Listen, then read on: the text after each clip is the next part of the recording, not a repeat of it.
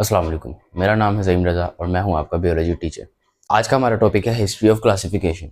हमने क्लासिफिकेशन यानी कि कहाँ से स्टार्ट हुई और कहाँ आज मॉडर्न एज तक कहाँ तक पे क्लासिफिकेशन इस टाइम खड़ी या स्टैंड कर रही है। ये सारा कुछ हमने आज इस टॉपिक के अंदर पढ़ना है। सबसे पहले क्लासिफिकेशन स्टार्ट हुई थी एरिस्टोटल से। एरिस्टोटल एक फिलोसफर था, ग्रीक फिलोसफर था, जो 384 बीसी में उसकी डेथ हुई और 322 बीसी में वो पैदा हुआ था, पैदा हुआ था। ठीक है। और इसने अपनी क्लासीफाई किए थे और ऑर्गेनिज्म को इसने क्लासीफाई किया था दो ग्रुप्स के अंदर, दो मेन ग्रुप्स के अंदर। इसने एनिमल्स के अंदर और प्लांट्स के अंदर, जिसके अंदर इसने यानी कि इसने जो क्लासीफाई किया था वो ऑर्गेनिज्म को वो किया था 350 बीसी के अंदर, इसके दरमियान इसने क्लासीफाई किया था लिविंग ऑर्गेनिजम्स को दो मेन ग्रुप्स के अंदर, एनिमल्स और प्लांट्स। इसको आगे उसने फर्दर डिवाइड किया था। ये बात आपके बुक में लिखी, मैं एक्स्ट्रा बता रहा हूँ। इसने आगे फर्दर डिवाइड किया था कि ये देखता था कि एनिमल्स के अंदर एनिमल्स का जो ब्लड है वो रेड है कि नहीं। अगर रेड होता था उसको ये नाम देता था विद ब्लड, और अगर नहीं होता तो उसको नाम देता था without red blood, without blood. उसके बाद है ये प्लांट्स को कैसे क्लासीफाई करता था, इस बेस पे करता था कि उनकी स्मेल कैसी है, उनका टेस्ट कैसा है और उनका मेडिसिनल पर्पस क्या है, वो किस तरह तिब्बी इमदाद में वगैरह वगैरह में यानी कि मेडिसिन में किस तरह काम आ सकती हैं प्लांट्स। ठीक है। उसके बाद एनिमल्स को ये करता होता था इस बेस पे कि लैंड एनिमल्स कौन से हैं, वाटर एनिमल्स कौन से हैं, एयर एनिमल्स कौन से हैं। लैंड एनिमल्स मतलब लाइन, एलिफेंट वगैरह वगैरह। वाटर एनिमल्स ऑक्टोपस ले ले, फिश ले ले, व्हेल ले ले। उसके बाद एयर एनिमल्स जो बर्ड्स हैं, कोई भी परिंदा, क्रो वगैरह वगैरह। ठीक है। इस बेस पे ये इसको क्लासीफाई करता होता था ऑर्गेनिजम्स, एनिमल्स और प्लांट्स को। ठीक है। यानी कि इसने क्लासीफाई किया सिस्टम एक ऑर्गेनिज्म का, जिसके अंदर इसने एनिमल्स और प्लांट्स दो ग्रुप्स के अंदर लिविंग ऑर्गेनिजम्स को क्लासीफाई किया। ये एक स्टार्टिंग पॉइंट था लिनियस के लिए। लिनियस हम आगे पढ़ेंगे एंड के ऊपर, एंड में जाके इसी टॉपिक के कि वो कौन था आगे। ठीक है। उसके ऊपर हम बात करते हैं। उसके बाद है this idea led to the grouping of organisms in vertebrates and invertebrate. इसने ये लफ्ज इस्तेमाल नहीं था कि ये एग्जैक्ट वर्टिब्रेट्स और इनवर्टिब्रेट्स के, लेकिन इसने एक आइडिया दे दिया था कि एनिमल्स को हम इस बेस के ऊपर भी डिवाइड कर सकते हैं कि वो वर्टिब्रेट्स हैं या फिर non vertebrates. Vertebrates non vertebrates का आपको पता है, जिनके स्पाइनल कॉर्ड हो और ना हो। ठीक है।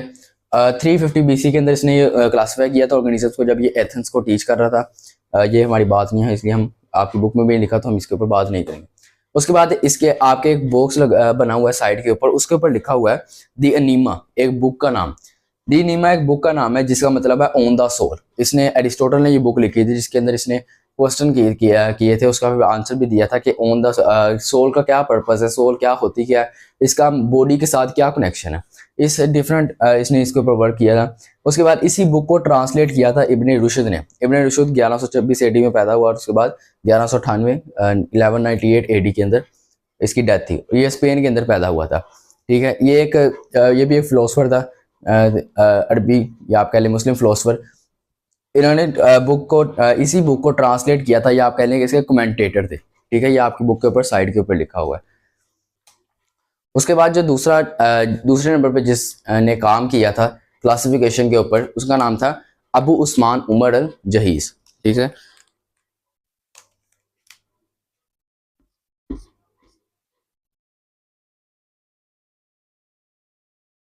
अबू उस्मान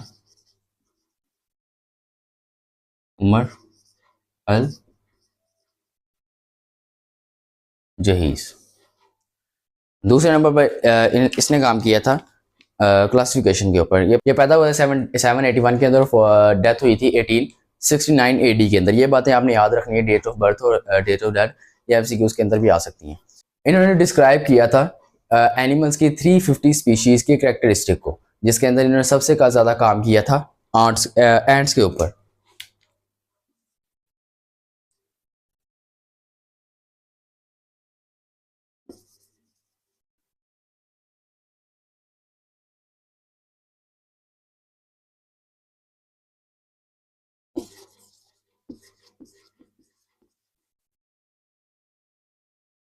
350 स्पीशीज के ऊपर जो एनिमल्स की हैं उनकी जो करेक्टरिस्टिक है उनको डिस्क्राइब किया, जिसके अंदर जो मेन जो डिस्क्राइब किया था जिस स्पीशी को, वो थी आंट।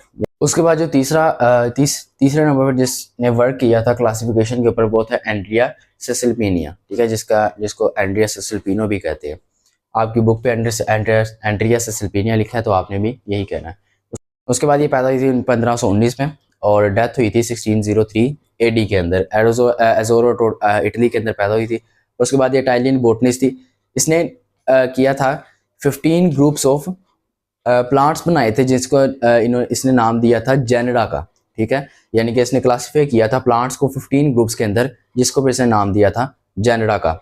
इसने एक बुक लिखी थी द प्लांटीज 1583 के अंदर। बुक का नाम था द प्लांटीज, यानी कि प्लांट्स के ऊपर या ऑन द प्लांट्स, ठीक है। तो इसने आगे पीछे जितना भी काम होता रहा प्लांट्स के ऊपर, जब प्लांट्स को क्लासीफाई करना होता था तो हम उसको करते थे स्मेल की बेस पे, टेस्ट की बेस पे, या फिर मेडिसिनल पर्पस की बेस पे। इस बार जब पहली बार ये काम हुआ था, ये पहली बार था जब काम हुआ था प्लांट्स के ऊपर, तो उनको बेस जो रखी गई थी वो रखी गई थी रिप्रोडक्टिव स्ट्रक्चर, सीड फॉर्मेशन और फ्लावर पार्ट्स। ये पहली बार हुआ था कि बगैर यानी कि स्मेल के, बगैर टेस्ट के, बगैर मेडिसिनल पर्पस के लिए पर्पस के इसके ऊपर काम हुआ था। इसको बेस रखा गया था, रिप्रोडक्टिव स्ट्रक्चर को, सीड फॉर्मेशन को और फ्लावर पार्ट्स को। ये एक बहुत आप कह लें एडवांसमेंट थी, इम्प्रूवमेंट थी इस सिस्टम में कि आप प्लांट्स को क्लासीफाई कर रहे हैं इन बेसिस के ऊपर। चौथे नंबर पर जिसने क्लासिफिकेशन के ऊपर काम किया था उसका पूरा नाम था जोसेफ पिटोन डी टॉर्नफोर्ड। आपकी बुक के ऊपर सिर्फ टॉर्नफोर्ड लिखा हुआ है। उसके बाद ये 5 जून 1656 को पैदा हुआ था। उसके बाद 28 दिसंबर 1708 एडी के अंदर इसकी डेथ थी, ठीक है। ये आपके अंदर आपकी बुक के अंदर पूरी नहीं की हुई, यानी कि इतनी डिटेल से नहीं कि आपके अंदर बुक के अंदर सिर्फ 1656 और 1708 लिखा है, तो आपने भी यही याद रखना है, ठीक है। ये इतनी लंबी भी वजह याद करने की जरूरत नहीं है, मैं वैसे आपको बताया। फ्रांस के अंदर पैदा हुआ था। इसने काम किया था कि इसने इंट्रोड्यूस करवाए थे टैक्सा, क्लास और स्पीशी के। इसने बुक लिखी थी एलिमेंटस डी बोटनिक 1694 के अंदर। इसने इसका जो मेन वर्क था वो ये था कि इसने इंट्रोड्यूस करवाए थे क्लास और स्पीशीज के टैक्सा, ठीक है। बस इसका इतना सा काम था। इसने इसके बाद काम किया था एंड्रिया सेसिलिपिनिया के जोसेफ पिटोन डी टॉर्नफोर्ड। उसके बाद जो सबसे मेन आपका जिसका हमने शुरू के अंदर जिक्र किया था, जिस साइंटिस्ट ने क्लासिफिकेशन के ऊपर काम किया, उसका नाम था कार्ल लिनेयस। ये सबसे आप कह लें कि इम्पोर्टेंट साइंटिस्ट है जिसने टैक्सोनोमिक हेरिडिटी क्रिएट की थी क्लासिफिकेशन की, जो आज भी मॉडर्न एज के अंदर इस्तेमाल हो रही है। इसका नाम था कार्ल लिनेयस। ये पैदा हुआ था 1707 में और इसकी डेथ हुई थी 1778 एडी के अंदर। ये एक स्वीडिश बियोलॉजिस्ट था जिसको कार्ल वॉन लिने भी कहा जाता था, ठीक है। इसे फाउंडर ऑफ मॉडर्न टेक्सोनोमी कहा जाता है। आगे हम बात करते हैं क्यों कहा जाता है। उसके बाद इसने इन्वेंट किया था बायोनोमियल नोमेनक्लेचर को, आप कह सकते हैं, यानी कि इसने इन्वेंट किया था टू नेम सिस्टम। वो आप आगे डिटेल में भी पढ़ेंगे।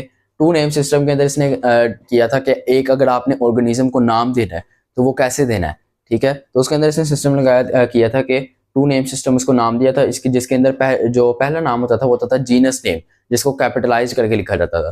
फिर दूसरा नाम होता था स्पीशी नेम, जिसको लोअर केस के अंदर लिखा जाता था। जैसे फॉर एग्जांपल इसने हम नाम देते हैं ह्यूमंस का नाम इसने नाम दिया था होमो सैपियंस का। इसी तरह रोज की एग्जांपल लेने, रोजा इंडिका। इस तरह डिफरेंट एग्जांपल हैं कि इसने एनिमल्स को ऑर्गेनिजम्स को नाम दिया था टू नेम सिस्टम के जरिए, जिसके अंदर पहला नाम जीनस नेम होता था, दूसरा स्पीशी नेम, ठीक हो गया। उसके बाद इसका जो मेन वर्क था, जो आपकी बुक के अंदर भी लिखा हुआ कि इसने क्या काम किया था, इसने एक टैक्सोनोमिक हेरिडिटी बनाई थी जिसके अंदर 7 टैक्सा थे, ठीक है। और ये 7 टैक्सा आज भी मॉडर्न टैक्सोनोमी के अंदर काम आते हैं। इसके अंदर सबसे पहला टैक्सा था kingdom, phylum, class, order, family, genus और स्पीशीज। ये 7 इसने टैक्सा को इंट्रोड्यूस करवाया था, जिसके अंदर जो आज भी मॉडर्न टैक्सोनोमी के अंदर इस्तेमाल होते हैं। इसीलिए इसको इतना यानी कि इंपॉर्टेंस दी जाती है, इनके इतना इंपॉर्टेंस, इसलिए आपने इसको भी अच्छी तरह याद रखना है। इसकी जो डेट ऑफ बर्थ है, डेट ऑफ डेथ है, एक एक चीज़ के इसने क्या किया था क्या नहीं, इसको आपने अच्छी तरह याद रखना है, क्योंकि ये बहुत इंपॉर्टेंट है। यही वो इसी ने इंट्रोड्यूस करवाया था टैक्सोनोमी को, जो आपके आज भी मॉडर्न टैक्सोनोमी के अंदर यही चीज़ें यूज़ हो रही हैं, ठीक है। यही 7 टैक्स हैं जो आज भी मॉडर्न टैक्सोनोमी के अंदर इस्तेमाल होते हैं। ये थी आपकी हिस्ट्री ऑफ क्लासिफिकेशन। उम्मीद है आपको समझ आ गई होगी। अगर आपका कोई सवाल है तो आप कमेंट सेक्शन में पूछ सकते हैं। मिलते हैं अपने अगले लेक्चर में, तब तक के लिए अल्लाह हाफ़िज़।